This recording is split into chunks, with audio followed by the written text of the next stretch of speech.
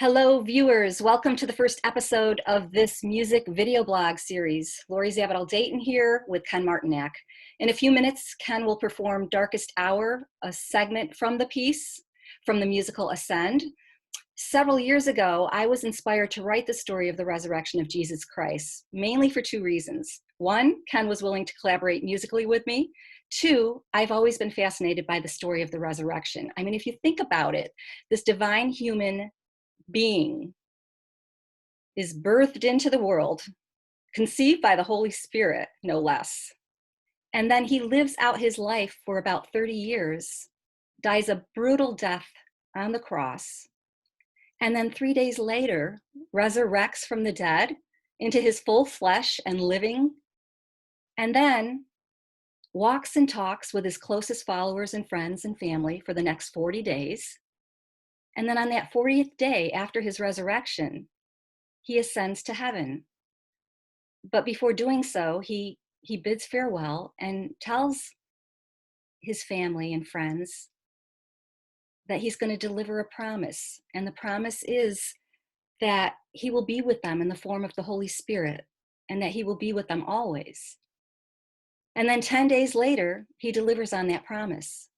And the Holy Spirit descends upon the people, his followers, and ignites their hearts on fire to carry on his mission and to spread love across the earth. So I wrote the script and I wrote the lyrics and created melodies, and Ken crafted harmonies, and together we collaborated to get the score completed.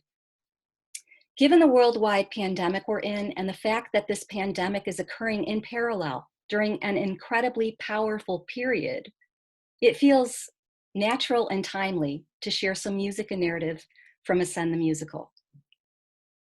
All right, viewers, are you ready to begin? You may want to consider closing your eyes while listening to a segment from a piece called Darkest Hour. An uneasy silence fills the pitch black theater when curtains open to Ascend the Musical.